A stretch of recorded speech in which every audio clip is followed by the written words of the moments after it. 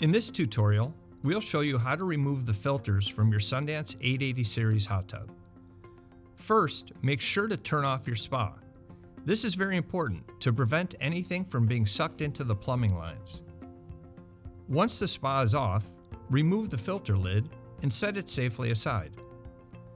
Next, loosen the nut on the left-hand side of the filter. Facing the filter, turn the nut clockwise until it is fully loose.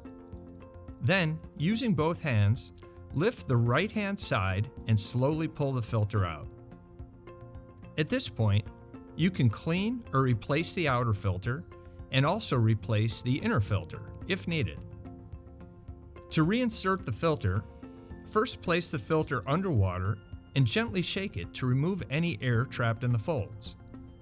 After the bubbles stop rising, line up the exterior hole of the filter and place it into the locking nut. Once it's in position, facing the filter, rotate the nut counterclockwise until the filter is firmly in place.